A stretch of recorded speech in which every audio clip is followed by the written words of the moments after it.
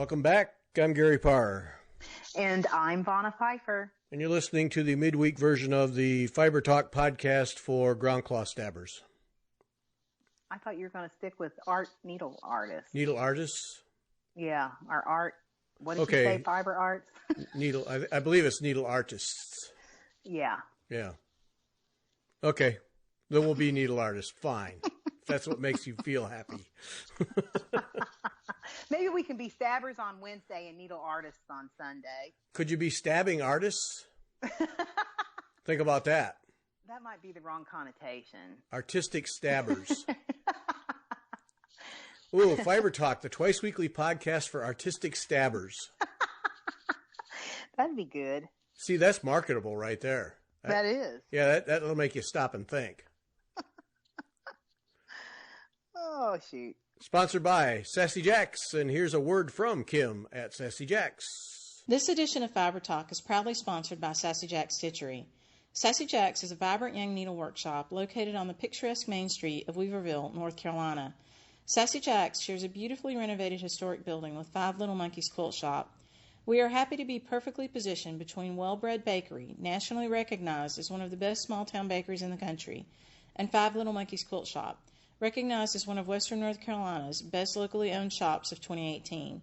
In fact, our little Main Street here in Weaverville, North Carolina is full of female-owned and operated local shops.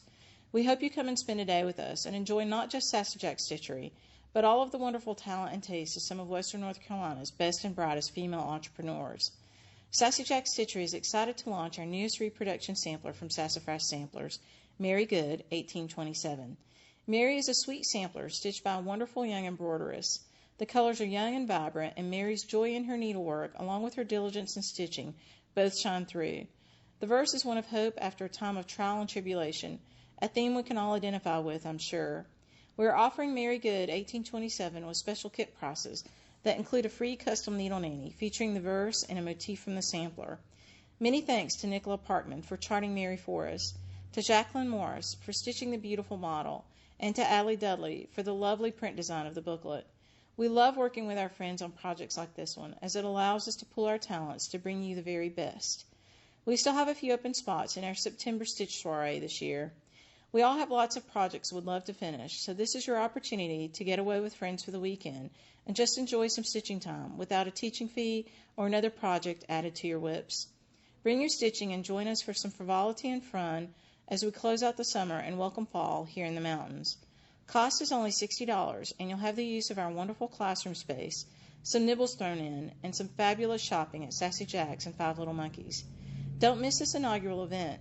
You want to have bragging rights that you were at our very first September Stitching Soiree when next year rolls around. We hope you find a way to come visit us soon. If you can't make it to us, then visit us on Facebook, Instagram, or our new FlossTube channel, Sassy Jacks Stitchery, Yonder Ways.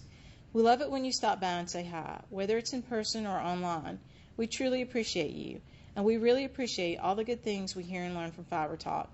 We are super proud to be a sponsor of this wonderful resource of stitching goodness. Thank you, Fiber Talk, for giving us some stabby pokey talk twice a week. Kim and team at Sassy Jacks Stitchery. Thanks, Kim.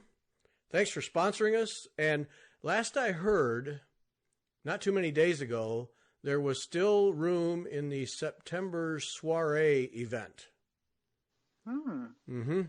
So that's coming up pretty quick, I think. Yeah, I can't believe it's September already. Yeah, so that's coming up. But if you are in the area, there's at least a seat or two left, so contact the shop. Get in on it. Let's see. Needle minders from the Fiber Talk are available now, 1 inch and 2 inch. Yeah, the 1 inches look snazzy. Cute little things. They are. Yeah. So 1 inch and 2 inch on the shop page at wetalkfiber.com. And then there's a combination thing, too, where you can get a 2 inch and 2 1 inches and save some money. And that's been kind of popular. So, yeah. And thanks to everybody who has purchased the needle minders. This is Wednesday. We're recording Wednesday, and everything that's been ordered is shipped. Margo was out the door with a pile of them this morning, so everything has been shipped, so you should be getting them if you've ordered in the recent days. And thanks for that, because it helps the cause. Helps Yes. the cause. Okay, Queen Sampler. Now, we've been kind of quiet for two reasons. One, let's see, I did I have to travel? What was I doing? Anyway, I got behind. I got behind Vanna by a long shot. Tonight I will be fully caught up. No, but I thought I was going to be fully caught up, but you've moved on and done some Montenegrin stitch, so now I'm still behind. I was afraid. I was afraid that Of what? that you were going to get on there and it'd be like, oh, this is so easy. I'm such a good. And I thought I was afraid that the Montenegrin stitch would not play nice with Vanna, but it has played nice. But I'm not gonna do anything more until we do our video. So okay, so I'll be 2 more inches of a border stitch, whatever that border stitch is, I forget. And then I don't know. And then did you do the black work to the left of the Montenegrin stitch? No, all I started was the vine. Oh, okay. I think that's the most. I think honestly. Well, I think honestly, I'll just say this quickly and then we'll talk actually, about do it and lie. Let's try it that way. See how that goes. I think I sat and studied my stitch path, Gary, since I'm like a big fancy stitcher now. I studied the stitch paths, and I think that honestly you should put the border in, the vine in first and then work off the vine. Maybe see. Linda Vincent or somebody has something, that they want to talk to us about. Maybe you need to email her. Yeah, maybe I just need to get her. She said she'd do a show with us, so maybe I just need to get that set up. Yeah, ask her what did she do the vine first? I think that's the smart thing to do personally. The Montenegrin vine. Yeah, do the Montenegrin vine first and then do the grapes and those leaves and trellises and stuff, tendrils or whatever. Okay, 2 months ago, scared to death of this thing, now offering advice. Yeah, I know. Okay. Okay. That's sort of funny, isn't it? Yeah, I think it's hilarious. Yeah. Absolutely hilarious. Yeah. Oh, I can't do it. I'll never get this done. I think the best path is to do this because it's more efficient and then you can play off of that and you'll get your black work just right. I'm Vanna. Thank you. That's what I think. I really do think that. I sat and I read about it. First of all, well, we weren't going to talk much about the queen stitch, but I'm going to say one more thing about it. First of all, the pattern, even using both of them, you have to flip back and forth. But even Darlene says very little about each band. You know what I mean? Honestly, there's very little talk about it. It's just basically do the stitch, peace out. You know what I mean? Yeah. There is a lot of that. Yes. Mm-hmm. Yeah. It's just whoa, what aren't you going to psych me up? Cheer me on? You can't do it. Yeah. But I do think I sat and I read what was written about the band, and then I looked at the pattern and I thought, you know what? I'm just going to jump. I think that the smartest thing is to just do the Montenegrin stitch vine first and then go off of it. Okay. So there you go. All right. That's what I think. Okay, we have it. Words from Vanna. Mm-hmm. Okay, so yeah, I'm effectively caught up with you, except for now you've done Montenegrin, so I'll be starting on that. So, and we were going to do a video, then we were going to do a video, but Vanna got deathly sick and couldn't talk more than 3 seconds without coughing up a lung. So right. We had to just shut things down until she got better. And, right. I'm feeling good now. Yeah. So now we'll be doing, at the end of the week, we'll do a video and show what we've done and talk about it in detail. Mm-hmm. And get more advice from Vanna. Wow. Wow. Who knows if it's right, though? Who knows if it's good advice? Whatever. Yeah. If it looks good, come on. I think it's looking pretty good. Yeah. It looks, I haven't seen a recent photo, but. I haven't been sharing anything because I didn't want to, make you look bad or anything. Yeah, okay. Okay. Boy, that touches my heart. Okay. Thank you. Mm-hmm. Yeah. Okay. Yeah. Mm-hmm. Yeah. Very thoughtful. Thank you so much. Yeah. Okay, so that's our deal. Vonna was sick. I was behind. I'm now effectively caught up, kind of, sort of. And I'll be caught up and working on the Montenegrin thing. I think I'll get started since you've already done some of that. Yeah. Kind of make my way, and then we'll talk on Friday. We'll do an actual video, like motion moving picture show video. Good. With us doing that. Good. We are, oh yeah, and then you're working on that Darlene Osteen Whitework sampler. How's that going? Are you pounding away on that, or is that kind of a whenever you feel like it? Well, it's kind of, I did that because, you told me about Whitework samplers. You said, I don't know how I even started looking up Whitework samplers. I think it was because of you. It was because of you, but I don't know how you started telling me about them. But anyways, I started looking through Pinterest before I fall asleep. I would look up, band samplers and this and that. And I happened to see The Needle's Praise by Darlene Osteen, 17th century band sampler, Whitework band sampler. And I fell in love with it. And I put it on my, let's look at this again, board on Pinterest. And I thought, no, I almost bought it. And then I thought, no, I'm not going to buy it. And then, 3 days passed and I didn't buy it, but I couldn't get it out of my head. And so guess what? I bought it. So anyways, when I had to slow down on the Queen sampler, I thought, what is a better time than to get out start this? So I did. I have one, and I have like three band. I have one band, the top band completely finished, and then there's an alphabet eyelet stitch row band, and then underneath it is some more satin stitch whitework. And I have like one and then two halves because I'm going to be honest, I really don't like the eyelet stitch. They're a pain. They're a pain in the butt. Yeah. Yeah, I really don't like them. So I'm kind of doing small doses. Yeah. Yeah. So I'm doing like one or two letters, and then I do some more of the band below it. Then I'll do in one or two letters. And so that's how I'm kind of getting through it. But I think it's beautiful. I honest to God think I really am in love with Whitework.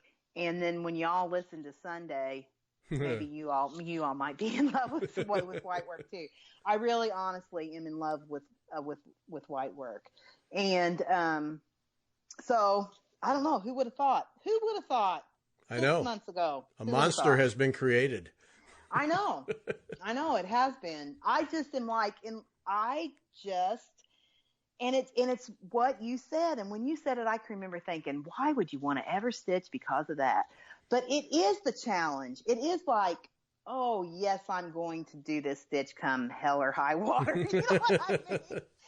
And even if it scares me, I'm going to do it. And I have just really enjoyed learning all these different things. And it's cool when you pull it off too. Yes, yeah. It is. And then you just feel so smarty pants when you get done. You just think, of course, here it's kind of like, ego deflating when I show Keith and he goes, yeah, that looks good. That's what he says about everything. And, I want him to go, oh, honey, you are such my little needle worker or something like that. And he's just like, yep, that looks great. That's in his that's nice go away voice. Kind of like it's 9 o'clock. Why are you talking to me? We're supposed to be going to bed. So that's usually when he'll go, well, it's about that time. That's what at 8:55 every night. You can count your clocks or set your clocks to Keith Pfeiffer's. Well, it's about that time. And that means get your butt up from your chair, brush your teeth, and get in bed. And that's usually when I say, oh, well, here, look at this. See, I just put what do you think? And he's like, that looks great. You're doing that to an engineer who's on the clock. No wonder he just gives you that go away. Yeah. Yeah. Uh-huh. We live we lead a very structured life. We always have. We kind of had to be that way when we had the twins particularly, Yeah. But he is very much like an old man when it comes to you eat at this time, you go to bed at this time, you get up at this time. He's very structured. And so I, by default, am like that too. Not a horrible thing. No, because you always know what to expect. You know what's going to happen and when it's going to happen. And, like on Friday nights, a lot of time I go, can we please stay up? And he goes, we'll stay up till 10. And it's like, and I'm always like, 10? And he goes, that's late enough. And, I'll be honest with you, we go to bed so early and get up so early that by 9:30, I'm like, let's just go to bed. You get over your rebel, I'm staying up late mood. Yeah, kind of. And there's a rare occasion where I'll stay up late and I'll think, oh, I'm just staying up late. Like the other night, either I texted you or you texted me, and we were like, I almost said to you, it's 10:30 and I'm texting you. Did you notice that I'm still awake? Oh, I noticed. Yeah. What's wrong with her? She's not asleep. But anyways, I don't know what I was doing that night. But see, he's recently had 5 days off. He took 5 days. He's got so much time that if he doesn't use it, he'll lose it, Yeah. And so he took, let's see, Friday. He worked Friday, and then he was off Saturday, Sunday, Monday, and then he's taken just Tuesday and today. And so Friday night when he came, he's always got a little extra spring in his step on Friday anyways, because he doesn't have to go to work for 2 days. But boy, this Friday night, he was almost like giddy with happiness. And I was like, what is your deal? And he goes, I don't have to go to work for 5 days. And I was like, oh, I see. So anyways. Yeah, and then he went and remodeled the girls' room. So yeah, exactly. Yeah. Started working. And I feel so sorry for him. He wears those knee pads when he does that because he's on his knees all the time when he was putting in the floor. And he's got like rubbed raw places behind his knees. Ouch. I know. And every time he wears those, so he's effectively done the flooring in our house over 2 years all himself. So we have all vinyl plank now all over our entire house. There's no carpeting anywhere. And he's done it all himself, but every time he does it, he gets those rub raw spots on the back of his knees. They go away, but they're purple and they look red, and I just feel they're like bruised or something. I feel sorry for him. But anyways, yeah, so he got off work for 5 days to go back to work here at the house. Well, hey. Whatever. Yep. If he enjoys it, that's... Yeah. Yep. He likes it. If I get 5 days off, it's ride my bike and take a nap. That's what, sit on my butt. That's what I want to do. So I admire him, but don't envy him. Yeah, he just is he does not have, I've always said he does not have a hobby, but he does have a hobby. His hobby is work. He just likes to work. He doesn't like, honestly, that is true. He searches for work. Wow. to do around the house. He does. Well, of course, I should also add, if I got 5 days off, I wouldn't know what to do. Because I don't know what 5 days feels like. So, right. Yep. Yeah. And you mentioned Sunday. We had this morning a fantastic conversation about white work with Barbara Kershaw. Yeah. That was, that's Sunday's show. Don't miss it. Yeah, even if you don't do white work, don't miss it. Yep. Yeah, give her a chance. Well, honestly, I felt like the show was great from start to finish, and it just clicked. And she just has a lot of information. And we could have talked 3 or 4 more hours, really. Easy, yeah. Still not covered everything, but just fantastic information, and it's inspiring. Her work is inspiring. So yes, please listen on Sunday to Barbara, just a wonderfully talented lady. She sure is. That was fun. Yep. Don't miss it. Okay. Yvonne and I are in the early stages of putting together a video series for beginners. So we're going to see how this goes. We have it roughed in, but we're going to break things way down. So like for absolute beginners, and of course anybody who wants a refresher or whatever, or wants to watch and then argue with us, whatever works. But we just decided that we just get so many questions, and Vonna, you get many more than I do, about what to do for these basic things. And there's always new people entering the hobby, or people trying a new technique and don't know how. So we're going to do a series of videos. The idea is to have a small little video library of different things. So like we're going to do a whole show on needles, a whole show on thread count in ground cloth and canvas, break it way down to very basic things, and do 15, 20 minutes, whatever it is. Like we can do 15 minutes. But so we're going to start putting that together over the next few weeks, and excited to do it. I think it's going to be fun to do. And actually, as all things, if you want to learn, teach. And I think we'll learn some things as we go along too. So that'll be good. Yeah, I think so too. And I think that, even especially, talking today about Barbara on the white work, and how she said that there wasn't very much information written because of the way the origins and stuff like that. That's what I just, and I found that out when I started this white work sampler. I was just trying to find out, what are the basic stitches and yada, yada, and whatever. And there's just nothing. It's just like crickets. You can't hardly find any information about it. And so I just think that it's like almost for, giving it to the next generation. That's how I look at it.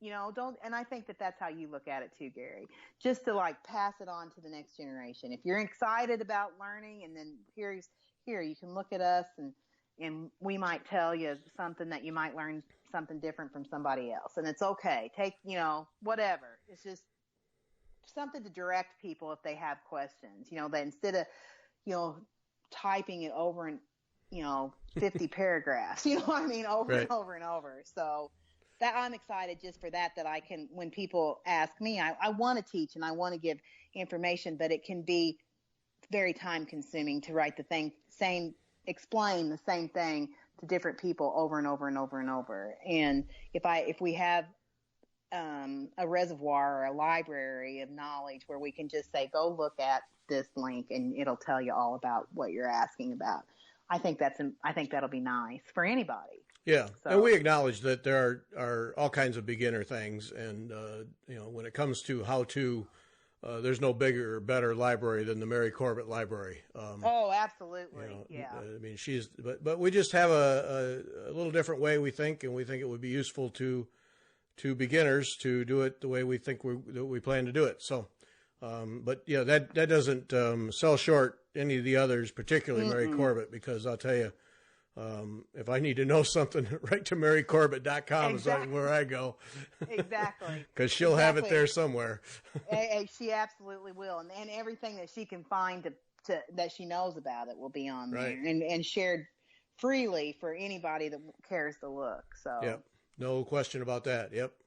Yeah. And you mentioned in the show Sunday and then just now about not anything being written down about white work, and I would direct you to Yvette Stanton's series of books. So yeah, you had told me that before, and I have not looked at that. I'm going to write that down right now so I don't forget. She's got, I don't know if she has 6 now, but different white work techniques.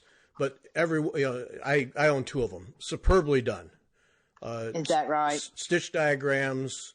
The whole shoot and match, just superbly done. Like anybody can follow them. Okay. Really, really excellent stuff. And then for left-handed people out there, she has a book for stitching. If you're a left-hander, how to stitch left-handed. She has a book for that because she's left-handed. So she wrote a book I'm left-handed. And I don't have the problem, but others I know struggle, and that book is reported many times to have helped people. But so check hers out. I would suggest you do that because she has several different stitch types or white work types, each in a book. But the techniques, you can borrow and steal back and forth all over the place. So, yeah, she does an excellent job. Haven't had her on in a long time. Got to get her on. I thought she had been on early in the Fiber Talk Life. And so you had told me that in text because I was like, where do you find out about this stuff? That is kind of frustrating if you can't find out what you're wanting to look at. You know what I mean? Or just like, and it's, I thought, and you all will see here on Sunday, there's all these different things, but I think it was drawn very poignantly out into subject matter on the show that we just taped, that it's kind of borrows parts and pieces from all over the world. Don't you think? Didn't you kind of get that? It's just like kind of well, here it is in Italy and they do it this way, but it's the same thing really in Germany, but they do it this way. But, it's just kind of just borrowed all over the place. And I just don't think there's anything more beautiful. And if you look up just like whitework samplers or whitework on Google, there are some antique whitework samplers that there's photos of from like museums and stuff that are just absolutely breathtaking. And that's how I got onto the Needles Praise one that I'm working on right now, is by doing that. And just breathtaking. I will have to say, I am just sort of you said that band samplers, correct me if I'm wrong, band samplers is your favorite type of sampler. Is that right? Yeah, I would suggest that. Yeah. Mm-hmm. Yeah. And when you said that, like whenever you said that in February or March of this year, I thought, gosh, those are why would you want to do that? Well, let me tell you, I'm working on 2 band samplers right now. And well, it's because they present the challenges. It's not, I don't care what it looks like. They present the challenges that you can't get in a typical cross-stitch sampler. Exactly. And I think that it's a short little, here it is. If you don't like this band, well, guess what? It's over really quick. Yeah, exactly. Yep. And then you can move on to the next. And I just really like the whole look of them. And that one that you did with hats down at Sassy Jack's this spring, what is that one? It's not MH, not the MH one, right? Or there's 2 of them, MH and Thanks. I don't remember. But anyway, there's 2 of them, yeah. Yeah, I want to do both of those. I just think that those are, I am just really turned on to band samplers right now. And I don't know, and it's thanks, Gary. It's all because of you. I would have never. There's no charge for that service. I know. I tell you what. Yes, I know. There is no charge. Just ask my husband. And and I have just really, really, I just cannot begin to tell you how much I've enjoyed learning about what I've done the last few weeks here. I just feel like it has breathed new life into my hobby. That's honestly, I feel that's how it is. I just have seen a whole new side of it that I really had never thought about opening that door to, and I'm so glad that I did. Yeah, so, see, I've noticed that I've noticed a notable increase in enthusiasm since you started playing in this world. It's like you can't wait to get to the next one. I know. I'm just so. I've always been like, I can't wait. I just want to sit down and cross stitch. I've always been like that every evening. I wanted to get up to my chair and cross stitch.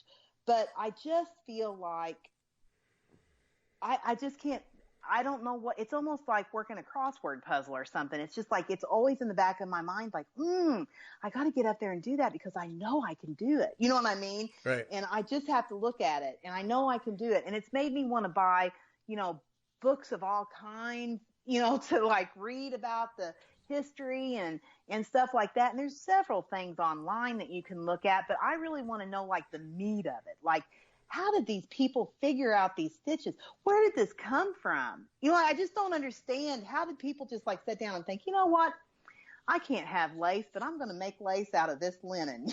Right. I just don't understand. Who came up with, I just don't understand that. Especially when they didn't have the time on their hands. Let's face it. They didn't have the time on their hands like what we modern people. They had to go out and till the land and, the peasants I'm talking about, go out and till the land and make their way in life and wash their clothes in a river or whatever. And we don't have to do that. And but yet they had all that in their life to, just for daily living. And then they thought, heck, I'm going to make lace because I'm going to make it out. You know what I mean? Yeah. How did that happen? I just don't, that's just, to me, is amazing. Yeah. But no, it's a fascinating world. And that's, I don't know if it's Barbara or someone else, but I would like to have a show to explore that more, the origins of the different stitch types, and then the overlap and that whole history of how that happened and how techniques got passed around and melded together. And there's got to be people who know that and have studied that would be, I think it would just be fascinating to learn about that. Right, exactly. And I mean, I also would like to say this, and I think I've said this before, but looking at Amy Mitten's Montenegrin Stitch book, since I've been working on the Montenegrin Stitch band, I can just say these people that figure out how these stitches are done, how did they do that? I mean, really, honestly, how did that happen? Because, I mean, if you look at and Amy Mitten even says in her book that the Montenegrin stitch, you really can't see individual stitches necessarily in the Montenegrin stitch because it's just overlap, of the threads as you're doing it. Right, but the overall texture is what makes it work. Yeah. Yeah, it's the texture that makes it. But you really can't tell what the individual stitches are. So then how did they know that that's how they did it? You know what I mean? That's what I want to know. And I don't think she's ever said in her book, from what I've read, of how they figured it out. That whole how did they figure it out just kind of was like blows my mind, Yeah. So. Yeah. No, to me, that's the fascinating part. And, I think what intrigues me about band samplers in particular is that they are the closest thing, not the closest non-needlepoint thing to designs like Debbie Rowley does. Yes, I would agree. Yes. See, where there's challenges all over the place, and then the combination brings it together into a piece of art. And I think that's what appeals to me. But it's always that for me. I think always that is the challenge. And the challenge with some mental breaks. And like the Queen Sampler, I mean, there's, quite frankly, if I don't do another reversible cross stitch letter, I'll probably be okay in life. But then the border's a mental break. Yes. There's nothing to it, and then you do some more, and I think that's fun too, because it's not this constant beating on your head, this mental grind. You get these little breaks, and then we get to try something new. Yes. And like you said with the eyelet stitch alphabet, those things are a pain in the butt. They're tedious as all get out and just a pain in the butt. So then you get two bands going. You do a few of those, and then you start another band and do something else until you work your way across. And you can, and then you're not all over the cloth. You're still staying in the same vicinity, but you're able to try something else. Yeah. Right. Yeah. And and another thing about the band sampler is there is a lot of counting, but if you get off, you're not off for long until you realize, oh, wait a minute, I'm off. Yeah, you know what I mean? Yeah. And then you can you're not like half of the picture's done and then it's like, oh crap. What happened here? So I do like that too. Yeah. And because if you mess up a band, it's just that band. Exactly. Yeah, it's just that band. It's like, well, whatever. I can rip this out and it doesn't hurt. I mean, it hurts, but it doesn't hurt that bad. It's like a Band-Aid. Rip it off, you get it done. And so I do like that. I don't know. It's just like my mind is polluted with all kinds of things, and I just it is just like a fever almost. I mean, I just think about it all the time, and I really and you're right. I have really enjoyed my stitching much more, and recently since I've started all this, and it wasn't. I really honestly thought when we were discussing starting the Queen Sampler that it would be like, oh gosh, now I have to go do this because, you know what I mean? And I do not feel like that at all. that's why I kind of kept it quiet that I started on the Montenegrin band because I didn't want you to say, no, you can't do it. Oh, I just thought I'm just going to do it and I'm not going to say anything.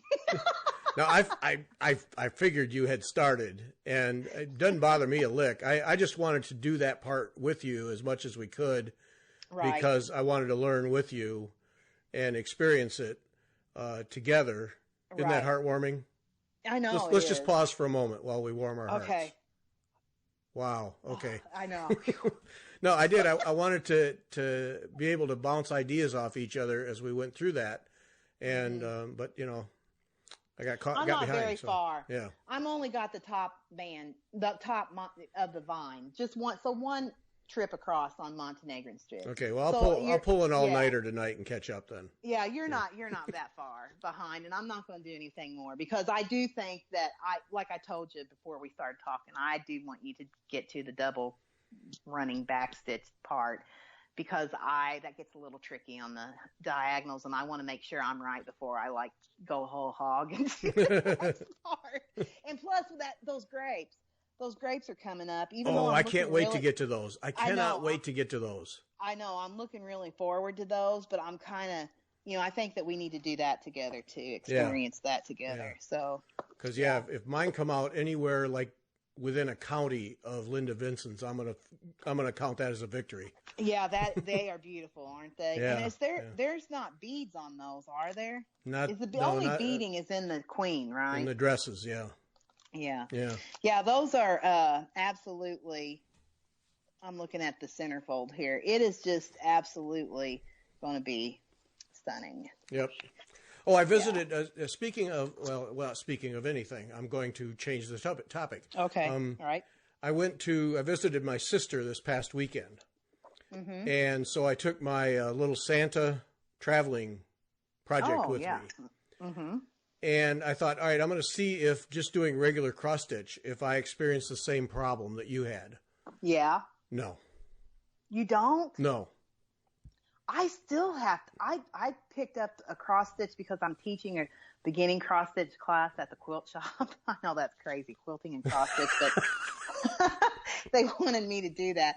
And I had the same problem again yesterday. I was like, how do you do? I had to it's not how do you do a cross stitch, but I had to stop and mentally gird my loins again. I had to do it again. I've done it every time. No, I just went. Yeah, that's interesting. I had to think about which way did I cross my X, and that's what I had to think about. I knew how to do a cross stitch, but I was thinking which way have I always crossed my legs? My X's. And I was like, I had to think about that. Because anything goes with this. Yeah, that's what we've been doing, and so it's like, how did I do it right to left, or what? I had to sit and think. So. Yeah. No, didn't. I went right back to it. Yeah. No, that's good. Yeah. My sister, what are you doing? It's so small. Because I'm doing it on 40 count, and just so I only have to use one thread.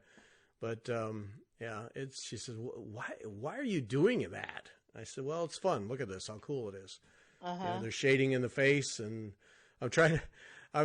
I did Santa. The first Santa I did is hood. It was a big peaked hood. Bell snickle, I think, is the one I'm doing. And then I got all the way down, and so there was this head shape with no face. And I looked at it, and I got to go to, and I started down on the coat, which is a lot of solid stitching. And I stopped myself. I said, no, I got to have a face on this guy. It's getting kind of creepy. So I'm working on a face, but only when I travel. So, yeah. Oh, that's just your travel. Yeah, project. No, because here I'm full into the Queen sampler, trying to keep up with you. I know, and then the sad thing is that Sarah keeps on I walk by her every day, and she's like, "Do you remember me? Me, Sarah B." So I think that I'm going to start stitching on Sarah B in the morning. I think that she's going to be my morning stitch. You should start more projects. Right? Yeah. I know, right? I should. Yeah, you really should. I think you need to up the game. Start more projects. Yeah. If you could have one in every room and a car. I think. That'd be good, wouldn't it? I Yeah. probably would have enough going right now for that very thing. Yeah, so you could do the Pat Goodson thing where you have it on a table in every room so you can stand up and stitch. At any time. So, yeah, you're in the room, whatever it is, dining room, everybody's having dinner, you're standing in the corner stitching, whatever. I would really like to stitch in the bathroom.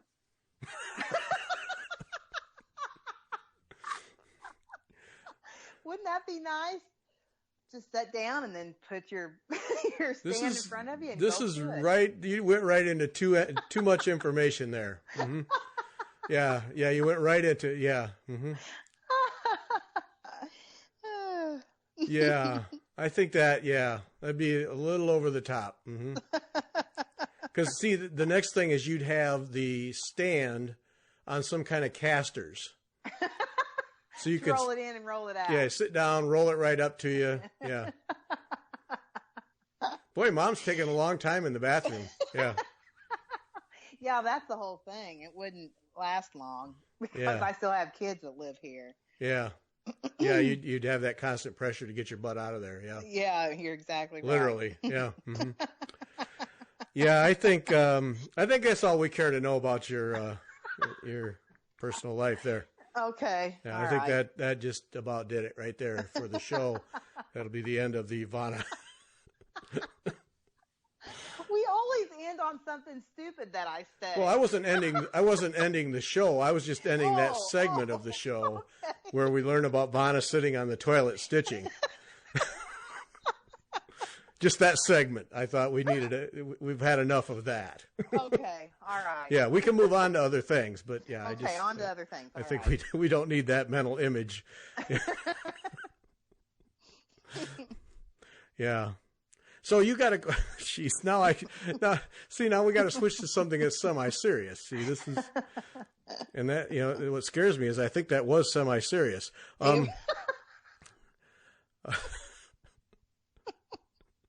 It wasn't serious. Oh, I'm not buying that. No, I think you were semi-serious. I think if you could get away with it, you'd do it. Probably. That is probably true. Yeah. So you got a question. Jeez. Help! You got a question this week about figuring out how big to make the ground cloth. Right. And that's always a problem for people. It is. And so what was the specific question you got? Okay, so, and I get this same question, multiple, worded the same. It's the same. They all want the same information. But it's like when I have done a series of cross stitches, like this one was about the ABC samplers by Little House Needleworks that I had, I finished it 2 or 3 years ago. And they wanted to know what size was my cloth. Did I cut my cloth to put all those pieces, which was a 9-part series, on one piece of cloth? And as the question went on, it said, she never mentioned, what count, what would it be for my count? What did you, what did I cut the cloth as? Because she wanted to cut hers the same dimensions, whatever I cut. Well, I cut mine on a width and height based on 40 count over 2, and she was going to stitch on Ada. I think 14 count Ada. And so whatever I would have said for a 40 count over 2, of course, would not be right for 14 count Ada. So, or even 18 count Ada. So anyways, I think that, and I think we're going to touch on this in one of our beginner videos too, is that, people need to, when you're doing whatever I've done, and there's lots of people that want to copy what I've done when I do my series, like the early American series, I did that way, Prairie Schooler Alphabet.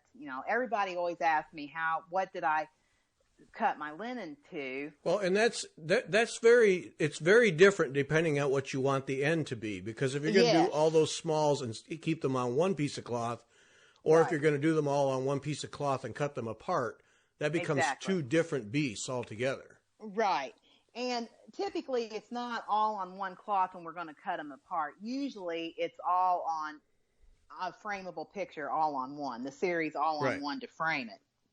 And it is a different beast, even if it's all on one. How are we going to frame it? If it's done on Aida or even weave, based on what counts you're doing it on. And if you're doing it over one thread, you're doing it over two threads, yada, yada. And so I try to explain it in a kind way that what I cut it at doesn't matter, because is it yours? It won't work for you because you're doing it on a different count. And I think some people get offended that I put it like that, and I don't know how else to, word it. And then I try to go on to explain that, you have to think, when I do a series like that, when I put a series together, I decide how I'm going to lay it out. And typically what I do, and I'm not joking about this, typically what I do is I get a blank piece of paper, and it's not a graph paper. I just take a blank piece of copy paper, and I sit down with my patterns that I want to put together, and then I think, do I want, if there's 12 of them, do I want 2 rows of 6? Do I want 3 rows of 4?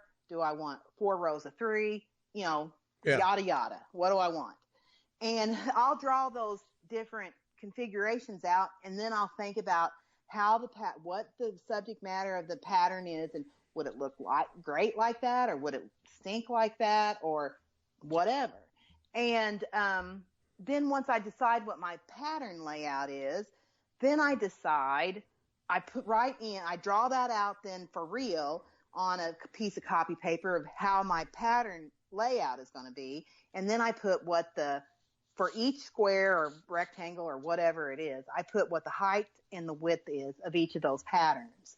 And I write it in on each square. Then I decide how much are you going to put in between each of those patterns. Are you going to put them butting right up next to each other, one after the other? Are you going to leave one stitch in? Are you going to leave 2 stitches space in between? You're going to put 5 stitches, whatever. And then I'll write that in the space in between. And then you got to think, well, then on your rows, if there's rows, how many stitches are you going to put in between the rows? Are you going to do it the same stitches that you did, on the row, in the columns, and, yada, yada, on and on. And I will write all those numbers out. And then once I get that, well, but let me stop you there. So that particular exercise, though, is very important, depending on what each of the elements are, because if they're too close together, depending on the design, it might not look good if they're too far apart. Right. And now I remember one you did where you actually created a border, I think it was. Yeah. And that you created a border that tied them all together. So then that comes into play. Do I want to do that? Exactly. There's a lot of factors just in mapping that out so that the spacing is pleasing to the eye when you get done. Right. And I think that a lot of people, this is what the whole sticking point is. I think a lot of people just want to copy me, and they don't want to know that. They don't want to think about it. They just want to copy me and not think about it. And they think that just by me saying, well, I cut it 21 by 23. Okay, fine. 21 by 23. There I am. That's what I'm going to do. It's more, there's more involved than that. You know what I mean? You have to think about, how's it going to flow? How will it look good? And for example, that ABC samplers is the one that I didn't do each individual border that they had around them. And I tied it all together and then did my own border around the outside. And I thought that was beautiful when I got done with it. And I have seen them done with, just one after the other in a long row. I've seen them done, 3 with the borders, just 3 on 3 by 3 like mine was, but I didn't do and they all look good.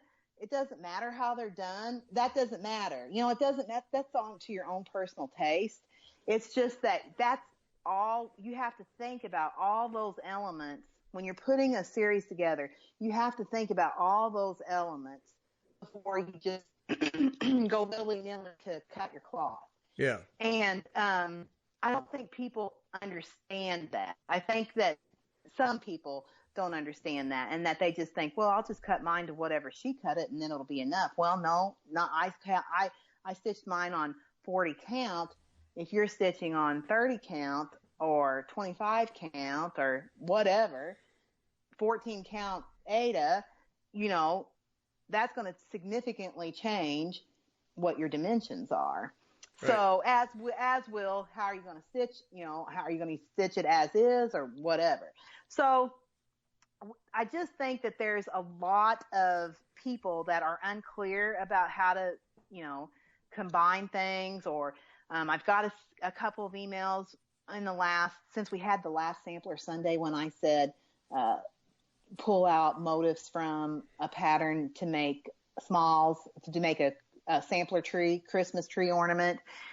And I've had several people email me about, well, when you pull out a motif from a sampler, how do you know how big to cut your piece of cloth? Well, how big is your motif on your sampler? You count the height and the width of that.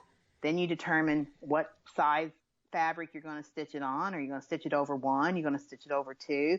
You load all those things into a cross stitch app, calculator, and there you go. That's, it'll tell you. You don't really have to do math in your head. I think that the math scares people. They don't want to know about the math. But if you don't like to do the math, just go to crossstitch.com, and it's just CROSS and then TITCH.com. There is at the top, there are tabs that say different things. You go under hit tools, and then that drops a column down, and you hit calculator, and that's the one I use, crossstitch.com tools calculator. And you can calculate if you're stitching it over 1 thread, if you're stitching it on Aida, if you're stitching it over 2 threads, what the count is, what your dimensions are, and then it spits out what the stitched area is, and then what you need to cut your cloth to, if you want 2 inches for a finish, or if you want 3 inches for the finish border.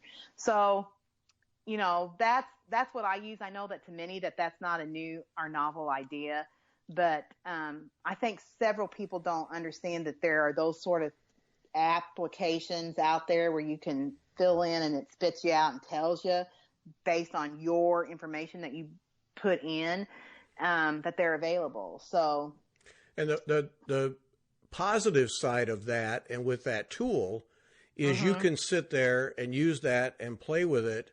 Yeah. And see, well, wait a minute, maybe if I made all these smaller, what would I need? And so you can start to create your own take on it by changing the size, and like you said, over 1 or over 2. But I would like big ornaments for my tree, or I'd like little tiny ones, or I'd like to make pendants out of them.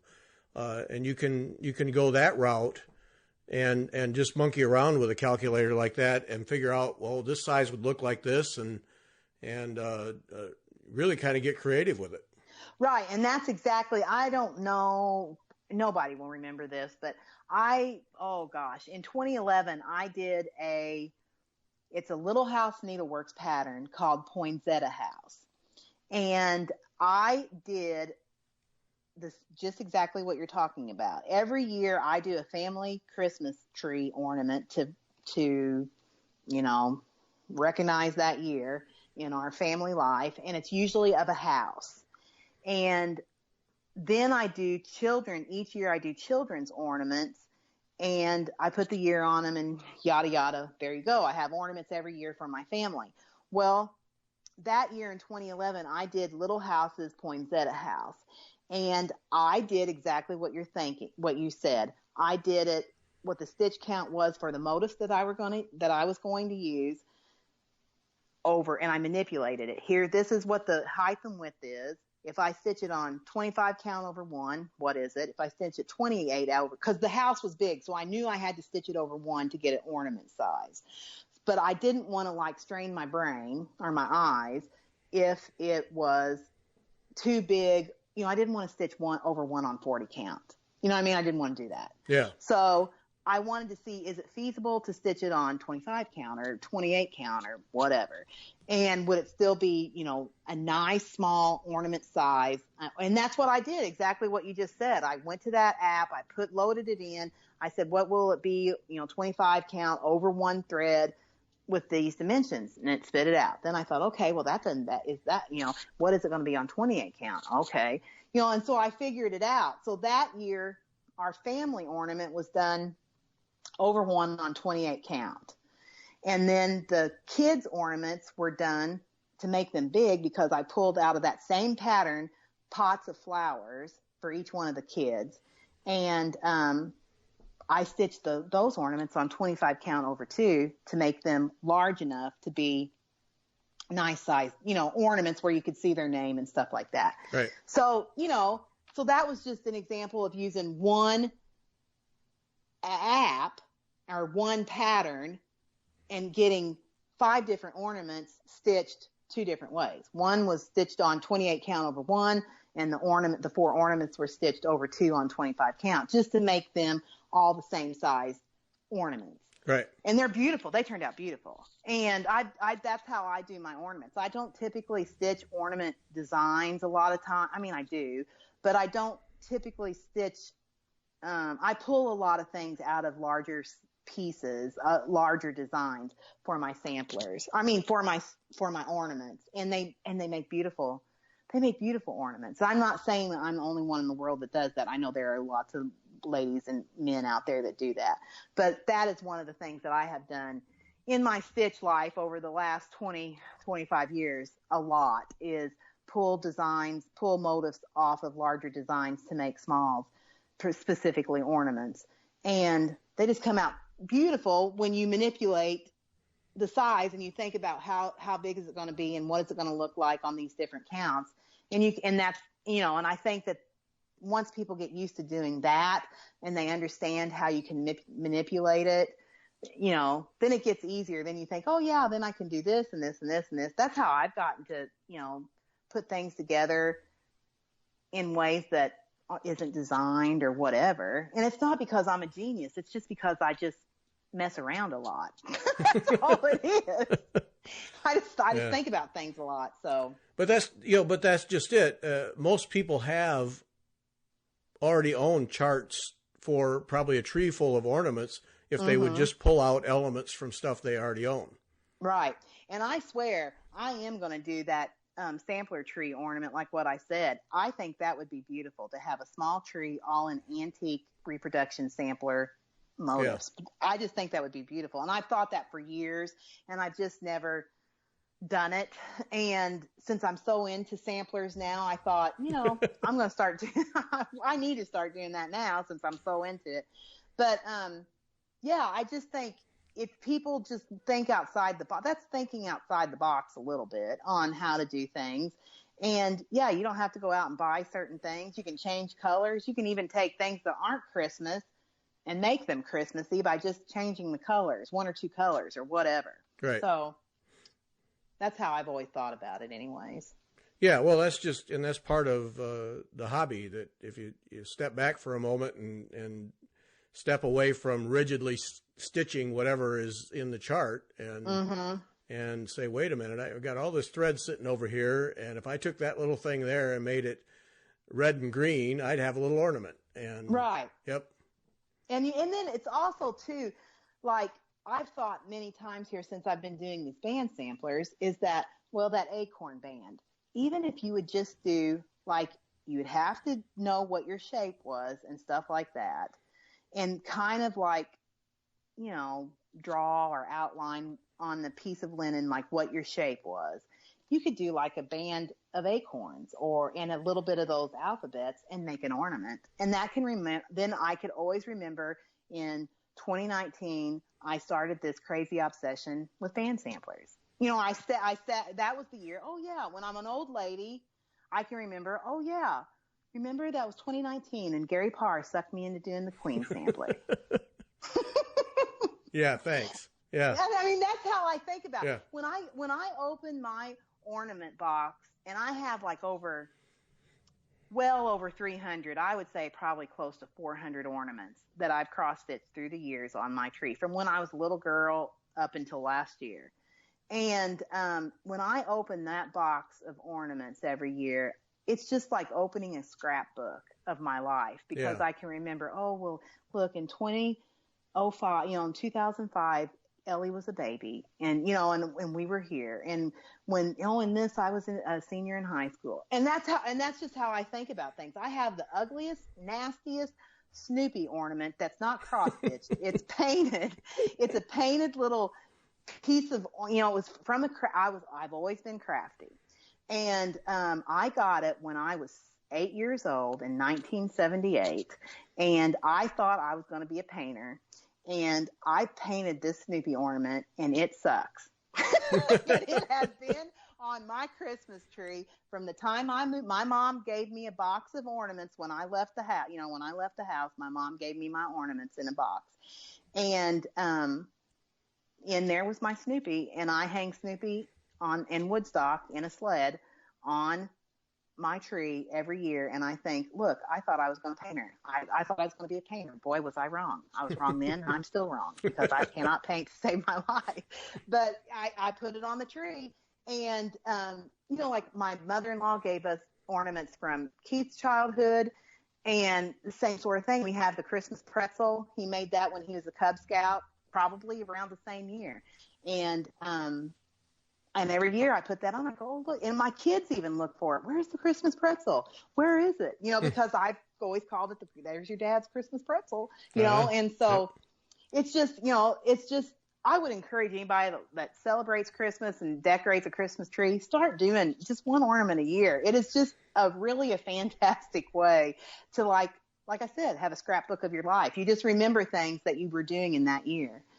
And that's just very special to me. My Christmas tree is very special to me because and then I hope my ornaments don't end up in Goodwill someday because that is like one of my most prized possessions are my Christmas tree ornaments. And I don't know. You can just see the evolution of my finishing too, because some of my finishing and especially Katie's, I feel sorry for Katie. She's got a lot of ugly little ornaments. rocky. Yeah, a little rocky started on the old finishing. And I've even redone some of hers because they were pitiful. But anyways, she has Ellie's ornaments. They're all beautiful because I was was kind of getting into the swing of stuff when she was born. Katie, not so. But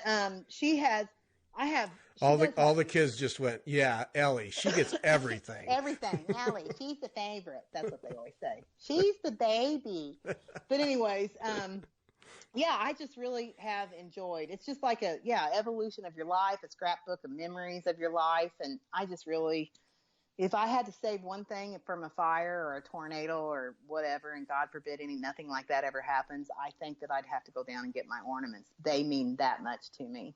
Yeah. Well, that sounds crazy, but it's true. Well, hey, it documents life. That's worth it. Yeah. Yep. Yeah. Okay, on that heartwarming note, now we're actually going to stop. Oh, dang it. Yep. So there we go. Okay. Barbara Kershaw, Sunday. Actually, before then, I hope I get it posted. A Queen Sampler video, then Barbara Kershaw Sunday, and then get your needle minders, and still not too late to get involved in the Queen Sampler extravaganza. Yeah, you can get caught up just in a snap of your fingers. Yeah, right. That's how it goes. Yeah. Mm-hmm. But you'll be able to look back on our things and get all the tips and techniques that we've learned. Really, we are not far. What we've only got 3 bands done. Right. Easy, people. You can get it easy. And I've been waiting for 6 weeks to get going again. So has it been that long? I don't think it's been that long. I don't know. It was what got you off track was your grandkids, and you deserve to get off track on them because those little guys are only going to be little ones. And never going to apologize for that. Mm-mm. No. 10 days with the grandkids. 4 and 2. I'm not apologizing, not for a second. No, and we've got along. I mean, we're doing great. Yep. We're just buzzing along. Yep. Okay, that's it. Barbara Kershaw Sunday, somewhere in between. Queen Sampler video. Fiber Talk made me buy it. Get you off the hook. Mention Fiber Talk if we've enticed you to purchase something. Yeah. Yeah. Thanks, Fauna. Thanks, Gary. See you later. Whichever. Yeah. Later, Gator.